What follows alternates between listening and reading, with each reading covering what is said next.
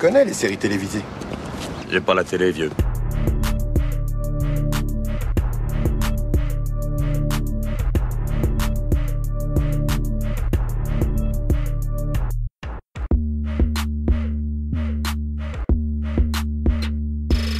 Salut à toutes, salut à tous, soyez les bienvenus dans la saison des séries, votre podcast consacré aux séries d'hier et d'aujourd'hui. Je m'appelle Junior, j'espère que tout va bien de votre côté, ravi de vous retrouver dans cette émission qui s'inscrit dans une série de podcasts dédiée à notre 2e anniversaire. Ma complice du jour, vous aviez pu l'entendre dans 5 épisodes déjà consacrés à cette série, l'une de ses séries préférées, Outlander. Il s'agit d'Hélène. Salut Hélène. Salut Junior. Tout va bien ? Ça va, impeccable, et toi? Oui, très bien, on a fini avec cette série, donc tout va bien. il était temps. Soupir de soulagement, yeah. Junior, là, je vous dis, il est avec la banderole victoire au-dessus de la tête, il s'est mis des paillettes sur les yeux, il est trop heureux. Vous allez surtout m'entendre un mélange de joie et de soupir dans cette émission, en tout cas. Et surtout de soulagement. Ah ouais, aussi, ouais. Je poursuis, donc j'ai enfin poursuivi et terminé ma découverte de la série Outlander, création de Ronald D. Moore. On va parler cette fois de la saison 6. Outlander est intégralement disponible sur Netflix. Un premier extrait et dans la foulée, on vous dit ce qu'on a pensé globalement de cette 6e saison. On commençait à s'inquiéter, père. Voici ma fille Malva et mon fils Alan. Nous avons tellement entendu parler de vous, monsieur Fraser, qu'il est inutile de vous présenter. C'est un plaisir, monsieur, d'être présenté à un si vieil ami de mon père. Merci. Tout le plaisir est pour moi. Voici ma femme, Claire Fraser. Je suis ravie de vous rencontrer. On vous apporte des provisions. Tu pourrais peut-être aider un peu et décharger le chariot pour Monsieur Fraser, Alan. Oui, père. Mademoiselle Christie, pourriez-vous me conduire à ceux qui sont souffrants ou blessés? Je suis guérisseuse. Oui, madame.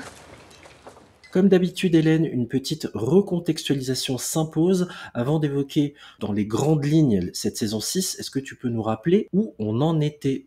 Donc, on avait laissé Claire et Jamie en saison 5 toujours aux États-Unis. Donc là, on reprend à nouveau aux États-Unis. Donc, on est juste après l'agression de Claire par je ne sais plus son prénom, Lionel Brown, le viol collectif, etc. Donc, on reprend tout de suite après l'agression de Claire. Donc, on voit un peu les suites de l'histoire puisqu'on est toujours à Fraser Ridge et on voit un peu l'évolution de cette colonie qui, du coup, a d'autres difficultés à surmonter. On a passé la guerre avec les régulateurs et on continue un peu dans une ambiance politique et sociale avec la création d'une colonie. Très bien, ça c'est pour la saison 6. Beaucoup d'enjeux. Là, on rentre encore un peu plus dans tout ce qui concerne les terres, tout ce qui concerne... Et aussi d'ailleurs des antagonismes entre le colonel Fraser et tous ceux qui veulent, en quelque sorte, détruire sa réputation. C'est un aspect qui peut être intéressant et qui s'entend. Globalement, qu'est-ce qu'on a pensé de cette saison 6 ? Tu la classes où, tiens Hélène, cette saison ? En dernière position. Voilà. On est bien d'accord. Donc, je voudrais reprendre sur le générique. Donc, est-ce que tu as remarqué que c'était un générique mixte, puisqu'il y a un homme et une femme qui chantent? Ça interpelle, ouais. C'est une voix d'homme et j'ai cru que ce serait une voix masculine tout le long d'ailleurs, mais c'est vraiment un mélange de voix. Voilà, donc le générique, par contre, par rapport à celui de la saison 5, j'ai apprécié, c'était sympa, mais mon générique préféré reste celui de la première saison. Donc aux sonorités écossaises. Tout à fait, rester dans le thème. Même si là, on est sur une saison donc qui se passe encore aux États-Unis, je trouve que autant on découvrait au départ dans la saison 5, 4, tu vois, on commençait à découvrir, c'était sympa. Autant là, j'aurais voulu du changement encore une fois. C'est vrai, c'est bien que tu le soulignes. Moi aussi, ça m'a frappé. Je me suis dit, tiens, 3e saison consécutive au même endroit. Dommage, on reste à Fraser Ridge. Ouais, je m'attendais à une immersion potentielle vers autre part et on n'y assistera pas. Et d'ailleurs, quand on arrive à la fin de la saison, on se dit ah chouette, ça va prendre telle direction. Eh ben non, j'avais l'impression de regarder The Handmaid's Tale avec De Fred qui entrevoit une liberté potentielle. Tu penses que tu vas pouvoir te libérer, rejoindre le Canada? Eh ben non. Ouais. Donc c'est un peu pareil, quoi. D'ailleurs, on a quand même un événement qui se passe en fin de saison 5 où il y aurait pu y avoir quelque chose d'un peu plus intéressant au niveau de la saison 6 que je trouve qui est dommage, c'est qu'on l'a pas dit à la précédente émission, mais maintenant qu'on a la saison 6, on peut le dire. Roger et Brianna ont tenté de partir aux pierres puisque le petit Jérémia peut traverser les pierres. Et là, tu vois, cette saison 6, ben, ils abandonnent totalement l'idée et moi, ça m'a déçue parce que j'aurais bien aimé quand même qu'ils persévèrent dans ce truc-là, même si ça n'avait pas marché la première fois. Je sais pas, c'était un peu, on essaye, puis enfin, bah non, j'ai pensé à la maison, on est revenu. Enfin, honnêtement, cette saison 6, elle aurait été tellement mieux si ils avaient laissé quand même cette possibilité de changer aussi d'époque. Tu sais, parce que c'est Exact. la base quand même de cette série, d'avoir des époques différentes. Donc, c'était bien lancé en saison 5 et c'est le flop en saison 6. Tu te souviens du tout premier épisode où je pensais qu'on serait dans une série à 50-50, 50% au XXe siècle, 50% au XVIIIe siècle. Donc je comprends tout à fait cette frustration-là et, et je n'aime pas non plus cette saison. Là, on va faire une émission, chères auditrices et chers auditeurs, on va faire une émission plus courte et bien différente de celle où vraiment on avait un questionnaire parce que très sincèrement, justement, le soulagement est là. J'ai réussi à aller au bout du truc, je suis content. Mais en même temps, je soupirais beaucoup devant mon écran parce que j'ai l'impression qu'ils nous ont tout raconté avant et qu'ils n'avaient plus grand chose à nous raconter et qu'ils étirent seulement au maximum ce qu'ils peuvent nous raconter. Ce qui s'est passé aussi, il faut quand même, enfin, c'était pas vraiment une question de scénario, c'est que la saison était prévue sur 12 épisodes aussi. Et à cause du Covid, ils ont dû rétrécir à 8 épisodes. Mm. Et ils ont fait des épisodes très longs. Donc, tu vois, ça casse aussi le rythme. Le premier épisode fait 1h20 quand même. Et les épisodes sont très longs, ça casse le rythme. Et je pense que c'est pour ça qu'on a eu du mal à détailler aussi bien que d'habitude. On ne change pas une formule qui marche, donc ils sont partis de ce qu'ils savent faire, de leur savoir-faire, et on va comme ça l'étirer. Mais oui, ça les a desservis clairement, hein, cette contrainte sanitaire. Ils ont dû s'adapter. Genre, je vais prendre un exemple qui est complètement anecdotique, mais les cheveux de Claire, à un moment donné, qui est atteinte d'une maladie dans cette saison, sont coupés. Elle a, en fait, Catriona Balfe, tout simplement, avait coupé ses cheveux dans sa vie perso, et il fallait s'adapter dans l'écriture de cette 6e saison, lui mettre des extensions, ou une perruque, ou des choses comme ça, quoi. Et oui, et d'ailleurs, on n'a qu'un seul flashback dans cette saison qui revient donc en 1753 après Culloden à Hartmuir, puisqu'on va introduire là, comme je disais, une nouvelle colonie, donc des nouveaux personnages. Je suppose que tu es ravi, Junior. Ah non, mais franchement, c'est pour ça que repartir dans les détails, c'était plus possible. C'est reparti pour un tour. Oui, il y en a énormément. Ça débute, l'épisode 1 débute par un flashback sur Hartmuir en 1753 où Jamie, après avoir été capturé en tant que Jamie le Rouge, donc après s'être caché dans les bois près de sa sœur pendant 6 ans, il est capturé, il part dans cette prison. C'est plutôt des travaux forcés. Et là, il rencontre un gars, Tom Christie, qui est protestant. Et là, franchement, l'épisode où c'est la bagarre entre les prisonniers catholiques et les prisonniers protestants, le coup des francs-maçons et tout, enfin, On s'en très fout, lourd. on s'en fout, mais j'arrêtais pas, je te jure, je soufflais devant mon écran. Ok, donc là, tu prêtes serment en te disant que désormais tu es franc-maçon. C'était vraiment, c'était trop, quoi. Sincèrement, Hélène, c'est vraiment pas pour dénigrer la série gratuitement, hein. Enfin, vous commencez à nous connaître, hein, on dit ce qu'on pense et quand c'est pas bon, on essaye toujours d'expliquer de A à Z le pourquoi. Qu'est-ce qu'on veut nous raconter comme histoire là à ce moment-là? Pas mal de fois dans la saison, je me suis posé cette question. Mais qu'est-ce que vous voulez nous raconter, les gars, en fait? En gros, j'ai essayé de le traduire comme étant on introduit le loup dans la bergerie. Que ce soit lui, que ce soit Malva, que ce soit le fils, donc Malva c'est la fille de Tom Christie, le fils Alan, et d'autres. J'ai l'impression que c'est ça en fait. Je sais pas, j'ai du mal à mettre des mots dessus. Bah, écoute, moi, ce que j'ai compris qui peut me sembler logique, c'est qu'on réintroduit des protestants pour montrer que quand c'est pas avec les régulateurs, quand c'est pas pour les taxes, c'est par rapport à ceux qui ont colonisé l'Amérique, qui étaient d'horizons différents, de mentalités différentes, et leur guerre, hein, parce qu'il y a un moment, un épisode où on fait le rapprochement avec Bonnie Prince Charlie, qui est très drôle d'ailleurs, hein. Moi, je l'ai mis dans mes moments les plus drôles. Et quand on fait, non mais franchement, j'ai mis du temps à m'en remettre. Quand on fait le rapprochement avec le passé comme ça, parce qu'on commence par Culloden, où il montre dans l'épisode 1 qu'il y a opposition déjà entre les Écossais entre eux, quoi. Il y a Bien opposition sûr. avec les Anglais, entre les Écossais et les Anglais, les protestants, les catholiques. Et ils transportent leurs conflits sur un nouveau continent où ils sont censés partir sur des nouvelles bases, puisque c'était la base de la saison 5. C'est que Jamie, tu vois, à un moment, il enfile la tunique rouge pour la paix, pour arrêter les conflits avec les autres Écossais qui veulent plus payer de taxes. Et là, on se retrouve à nouveau dans un conflit qu'il n'a pas cherché, qu'il n'a pas voulu. Et voilà. Et donc, en fait, tu dis, voilà l'arrivée de l'arc narratif. Le mec, il arrive, il est protestant, il va s'installer là. On voit déjà que ça va pas marcher. Évidemment, et qui va basculer du côté obscur. Il n'y a pas que lui, parce que l'épisode commence, on a Claire qui a fait son petit labo de Walter White et qui est en train de fabriquer de la drogue, hein, quand même. De l'éther, pour être précis. Ouais, mais enfin, Elle fabrique de l'éther, elle le sniffe et elle elle se s'endort, on a défonce, l'impression hein. qu'elle est morte. Elle se défonce quand même, Claire, excuse, mais En effet, on le voit à la fin au début de saison, à la fin d'un épisode, je sais plus lequel, le premier ou le deuxième, je sais plus, où en effet, elle est addicte, quoi, clairement. ah bah oui, mais elle est en stress post-traumatique aussi, comme Roger qui s'est pendu. Roger a décidé de se taire, Claire a décidé de se shooter. Enfin, voilà, je veux dire, tu vois, il n'y avait pas Exactement. encore de prise en charge psychologique, quoi. On se soignait comme on peut. Et d'ailleurs, pour rester dans cette thématique-là de penser ses douleurs comme on peut peut-être évoquer Fergus. Tu veux qu'on l'évoque Fergus, lui, il picole. Oh, J'en avais rien à battre, mais j'en avais tellement rien à battre. Mais vraiment.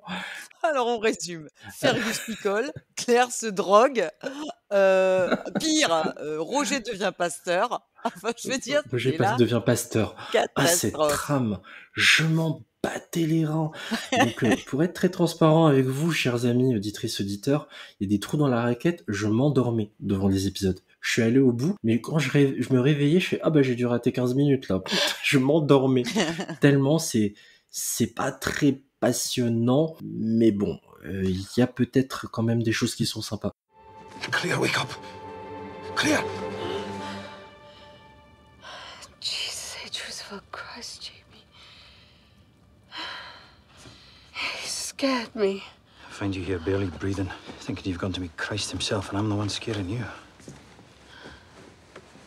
Oh, I'm all right. Better than all right, actually. It worked. I was only out for 3 to 4 minutes. What the devil are you talking about? I don't have to rely on whiskey or laudanum anymore. Something to confess, Sassenach? Yes. I've recreated an aesthetic. It's called ether. And it sent you to sleep. Something deeper than sleep. What does that feel like? Well, that's the beauty of it. You don't feel a thing. Tu voulais évoquer certaines Oui, choses, Hélène? alors Oui. je voulais te dire quand même que moi, pour être dans des groupes de fans, c'est pas une saison qui a vraiment enflammé les esprits. Tout le monde a pas spécialement accroché. Bien sûr, il y en a toujours qui vont adorer cette saison parce que on va venir un peu sur les points positifs. J'aimerais entendre un peu toi ce que tu as trouvé t'as quand même permis d'aller malgré la douleur jusqu'au bout. Les troubles faits en la présence de Malva. En fait, j'ai beaucoup aimé, je te dis, le côté foutre le bordel, causer du désordre à Fraser Ridge de la part de Malva. Et bizarrement, là, c'est plus la corde sensible. Ça faisait du bien, c'est déjà le cas depuis la saison 4, qu'on mette autant en avant des acteurs amérindiens et qu'on s'intéresse à l'histoire des Cherokees et de l'armement et de potentiellement ce qui va leur tomber dessus 60 ans après. J'ai trouvé ça plutôt intéressant. Après, ce qui m'a plu également, comme à chaque fois, hein, et c'est la force de la série, c'est ces derniers épisodes. Voilà, j'ai pas un point au-dessus de l'autre. Il n'y a pas grand-chose qui m'a enthousiasmé, mais ça, je dois bien admettre que tout ce que je viens de vous évoquer m'a enthousiasmé. Et vraiment, mention spéciale à Malva, que je trouve super. Voilà. Oui, Très jolie comédienne. Elle a un côté mercredi de la famille Adams dans son c'est ça. faciès qui est assez marrant et Oui, puis Malva, c'est quand même la psychopathe de cette saison. elle est horrible. Psychopathe cochonne, faut le dire. Parce Grave. que Malva, Psychopathe slash baraque à frites. Voilà, c'est ça, c'est Malva, la psychopathe nymphomane, qui se tape quand même un peu tout le monde, hein. Et même ceux qu'elle s'est pas tapés, elle dit qu'elle se les s'est tapés. Et arriva ce qui devait arriver, Malva se mit à enfler. Et voilà, jusqu'à l'explosion comme la grenouille. On est d'accord? Exactement, plus grosse que le bœuf, hein. Et ouais, elle s'est vue un peu trop belle. Et c'est pas un reproche, hein. On peut être une femme libérée. Et elle fait Bah, ce pas à qu'elle cette veut de époque-là, son hein. corps, elle en dispose. Ah Mais à cette non. époque-là, on rappelle bien sûr au 18e que c'est extrêmement mal vu. Et ça a des conséquences sur les personnages principaux. Et ça, j'ai vraiment bien aimé le fait qu'on déstabilise le couple Jamie-Claire. Il y a la maladie qui passe par là. Et il y a donc la maladie qui tombe sur Claire, mais aussi la faiblesse de Jamie de se laisser appâter par cette jolie jeune femme, quoi. Ça, c'était intéressant. Ah bah, c'est le démon de midi. À Mm. l'époque, ça arrivait encore à 50 ans. Maintenant, ça arrive beaucoup plus tôt, genre vers 20-25 ans. Mais non, je rigole. Voilà, ça c'est Mais fait. en fait, c'est une saison où c'est assez branché sur, les trucs un peu chelous quand même, faut le dire. Parce qu'on a Malva, ouais, la psychopathe, nymphomane, qui se tape un peu tout le village, même dans l'église, alors que son père est hyper croyant et que visiblement elle adore, les coups de fouet, enfin les coups de ceinture sur les fesses parce que bon, on dirait pas enfin, on sent pas la souffrance dans cette meuf, même elle ressent même du plaisir quand elle coupe les doigts du cadavre parce qu'elle fait des trucs mais complètement bizarres de magie noire et tout. Enfin, faut voir le personnage, elle est, Elle est obsédée par la médecine, mais dans tout ce qui concerne le côté obscur, hein, de la force. Ce qui l'intéresse, c'est de prendre du plaisir à délivrer de la douleur, quoi, en fait.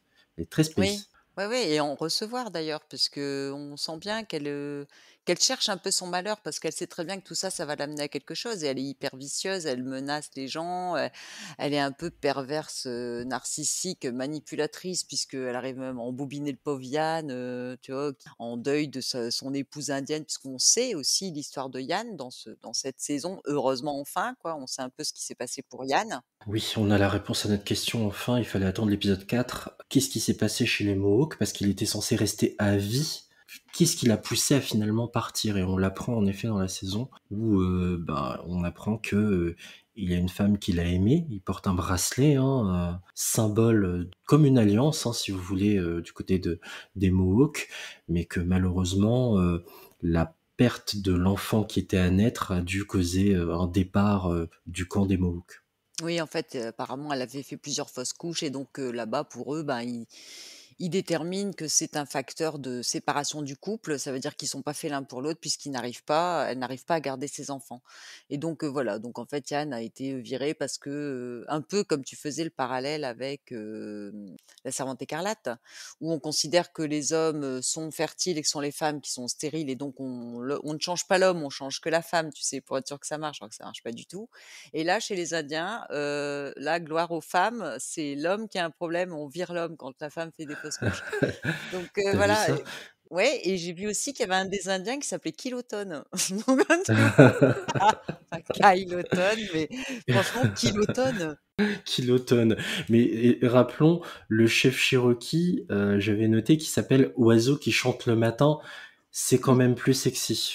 Que Kiloton, on est d'accord, parce que Kiloton Gramme, son prénom. Incroyable, mais c'est intéressant, n'empêche. Ce que tu relèves est très fort. C'est tout le côté féministe encore de la série. On y revient sur le fait de dire. C'est un bon contre-pied, en effet, à The Handmaid's Tale, où certaines femmes, comme l'héroïne, j'oublie son nom, c'est terrible, mais c'est pas grave, June. Elizabeth June dans la série, qui en fait sont des utérus sur pattes. Et là, ce sont des hommes qui sont de la semence sur pattes, en fait. Donc c'est assez intéressant de renverser les codes. Il y a aussi dans cette saison de la semence en bocal. Oui, Puisqu'à un trop moment drôle, donné, oui. on retrouve les boules de bonnette sur un bocal, dans un bocal sur une étagère. Exact. Tu as Tu fais bien l'œil. de le dire. Oui, tu Et sais. pour rester dans la thématique du what the fuck, quand Claire doit expliquer ce qu'est un spermatozoïde à Jamie, c'est assez drôle. Dans le microscope, c'est assez drôle. Claire est assez comique dans cette saison puisqu'elle va quand même chez Tom Christie qui est un peu coincé duc mais à fond les ballons pour lui demander du caca pour faire des analyses.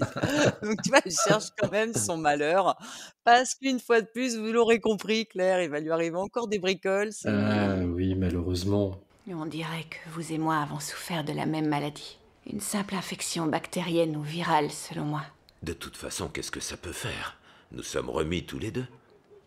Les maladies, en général, se transmettent de personne à personne, parfois en partageant de la nourriture ou de l'eau.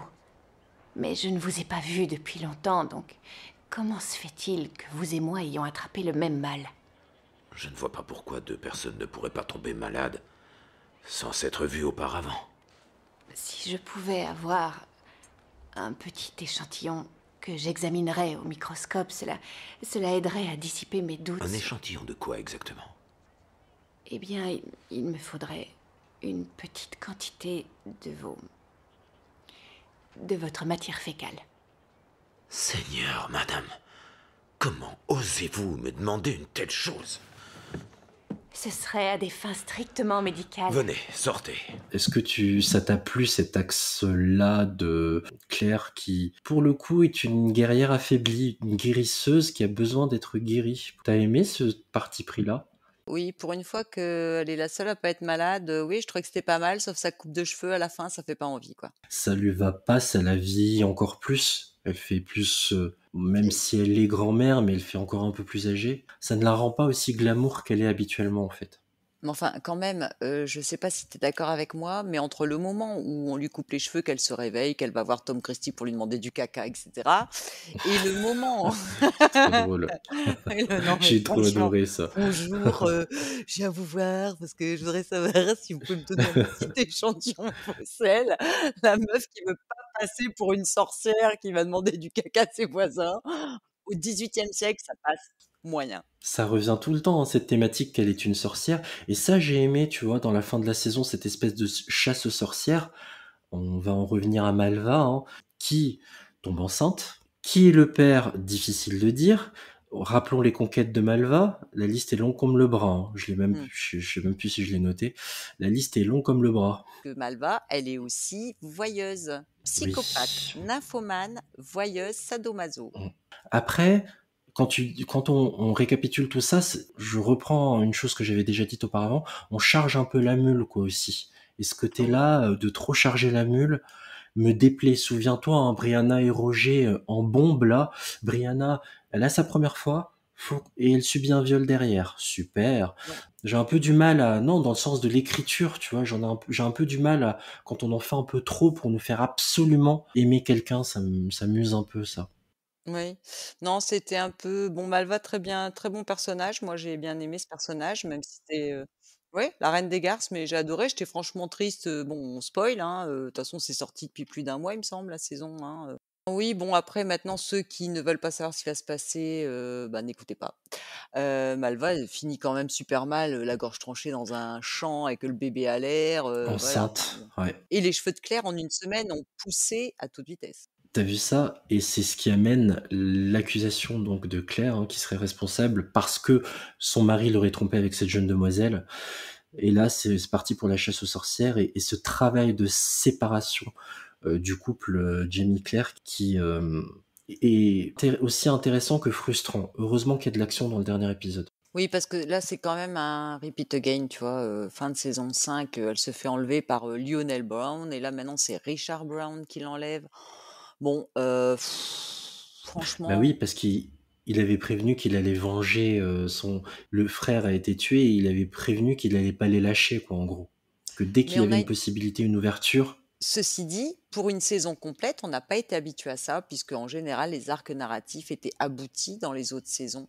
Alors que là, ouais. concrètement, ni l'arc narratif avec Tom Christie et Malva n'est abouti, ni l'arc narratif avec la Exact. vengeance de Richard Brown, puisque finalement, on est quand même 2 saisons après le problème avec son frère. Donc, je trouve que ça traîne en longueur, c'est pas abouti. Je suis totalement d'accord. On ne règle rien, il n'y a pas d'arc narratif clos. Et on passe potentiellement à autre chose. If you've come to ask me to take it back, I just want to talk. nothing to talk about. Then maybe I could listen. I doubt you've been able to talk to anyone, especially not your father or brother. Why would they listen to a whore? I don't think you're a whore, Malva. What else would you call a woman who spreads her legs for a married man? My father made me stand in front of the congregation and confess. Mr. Mackenzie told him not to, but he did it anyway. Do you know what I think? I think you're a young woman I made a mistake. But it wasn't with my husband. Perhaps it was he who made the mistake and now I'm carrying the blame for it. No. No, I believe him. Completely. And he and I have been through things that you couldn't even imagine. Pour être très concret, vu qu'on est dans la partie spoiler, Jamie se fait kidnapper et potentiellement il pourrait être rapatrié en Écosse. Du genre bon débarras, colonel Fraser.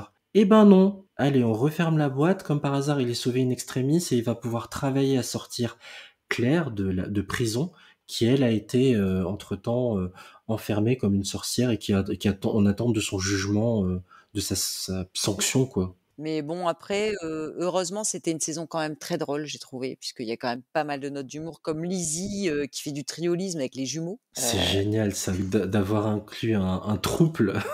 Un trouble là-dedans et les raisins secs en parlant des tétons de ces mecs. Et ils se ressemblent vraiment 100%, mais vraiment 100%, hein, tu vois, que t'aurais pas compris, quoi. Enfin, moi, voilà, elle se fait quand même féconder, elle sait pas, elle non plus. Donc, en fait, c'est la saison Ouais. des enfants illégitimes. On a quand même aussi le petit Fergus. Voilà, on s'en fout tellement de Fergus, lui. oui. Hein, on s'en fout tellement de Bah Fergus ouais, qu'on oublie franchement, son nom. lui, il a combien d'enfants? Je sais même pas. Et encore Marcely qui a accouché dans cette saison. Oh, j'ai même plus, sincèrement, j'ai perdu le compte.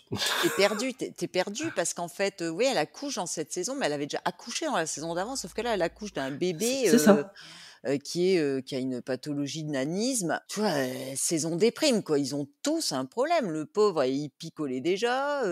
Les gosses, les gentils enfants qui essaient de noyer le bébé comme Moïse. Enfin, c'est la saison catastrophe. Et heureusement qu'il y a des nymphomanes dans l'histoire pour mettre un peu de piment entre Malva qui fait ça Exactement. dans l'église, qui se tape tout le village, Lizzie avec les jumeaux. Enfin, J'adore justement d'introduire un personnage qui bouscule un peu les codes comme ça. En fait, son modèle, c'est Claire, mais elle l'applique dans sa propre sphère.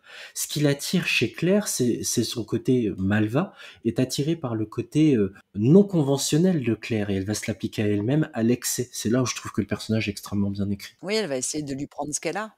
T'as d'autres choses à dire sur la saison 6 qui t'a marqué, qui dans l'ensemble elle est vraiment pas bonne pour toi, on l'aura bien compris. Moi non plus, je n'ai pas aimé, sauf peut-être le dernier, le 4, et le 6 aussi. Le 6 qui bousculait un peu oui. les choses. Bah, les 2 derniers, comme d'habitude, qui accélèrent un peu le rythme, parce que jusque-là, c'est assez lent. Exactement. Donc je dirais que c'est une saison assez lente, avec des épisodes très longs, condensés, où il y a pas vraiment d'aboutissement, dans les histoires. Donc en fait, clairement, la plupart, des personnes qui étaient fans, qui sont toujours d'ailleurs, moi ça me change pas le fait que j'adore cette, série. Je regarderai jusqu'au bout quand même pour voir ce qui se passe, parce que j'attends toujours de voir, comment ils vont mourir, puisqu'on nous annonce leur mort quand même depuis, assez longtemps. Donc rien que pour ça, je continuerai à Exact. regarder. Et pour Puis Jamie il y a et la Claire, parce révolution aussi. que voilà, et la révolution, tout à fait, qui s'annonce. J'ai adoré aussi l'histoire avec les Indiens. J'ai trouvé ça bien de prévenir les gens sur place, qui ne va rien changer d'ailleurs, puisque voilà. Mais J'adore quand on parle de la tension d'un fight vraiment d'une incapacité à pouvoir trouver un terrain d'entente, à devenir des alliés. C'est ce qui se passe en fin de saison et j'ai beaucoup aimé ça, puisque Jamie a été sauvé grâce à eux. oui, c'est ça. Oui, bah oui. Donc en fait, moi je trouve que la saison, elle est pas aboutie. Les épisodes sont trop longs. Les personnages sont bien, mais finalement ça donne pas grand-chose. C'est comme Malva, On est d'accord, hein. franchement. Je répète. Ouais. Oui, Alors Hélène. par contre, moi j'ai déjà eu des spoils sur la saison suivante, la 7, qui est prévue bien sûr, qui devrait sortir l'année prochaine. Voilà, et il y a plein de questions qui restent en suspens, hein. Qui est le père de l'enfant de Malva? On sait pas. Donc toi tu sais, Hélène, elle a un grand sourire, vous pouvez pas le voir, mais Oui, c'est ouais, je le sais. c'est dingue. Moi je sais pas, ça m'intrigue quand même. Voilà, il y a beaucoup de choses, évidemment le sort de Claire, enfin, mais c'est trop léger, c'est beaucoup trop long pour ce que ça raconte, et moi ça m'insupporte. Et on a quand même une scène sympa aussi de préparation à l'accouchement de Fergus, Ouais. qui se... c'est quand même, tu Avec vois, sa main en bois. c'est pas que sa main à mon avis, mais tu vois, et bon voilà, c'est une saison un peu cochonne quand même, faut le dire.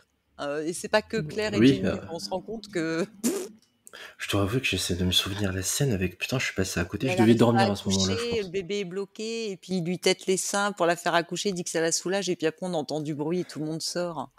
Oui, oh putain, oh putain. Non mais franchement, j'ai vu ça, j'ai rigolé en même temps, je me suis dit, mais les gars, vous n'avez plus rien à écrire en fait, vous êtes au bout du cycle là. Du Tu sein, vois ce que au je veux bout dire? du sein. Ouais, aussi, mais en termes d'écriture, de rendre les choses haletantes, les seuls moments haletants, prenants, stimulants pour le spectateur, bah, c'est à chaque fois les 2 derniers épisodes, à chaque fois la deuxième moitié, et c'est saoulant en fait, c'est dommage. Sims, qu'est-ce qui se passe? Votre tante m'a fait imprimer ces feuilles pour commémorer cette journée. C'est elle qui m'a apporté le dessin la semaine dernière. C'était pour une bonne cause. Ces hommes ne sont pas aussi désireux que nous d'honorer notre héroïne écossaise. Ni les gentlemen qui les ont imprimés. Mary, retournez chez Madame Inès.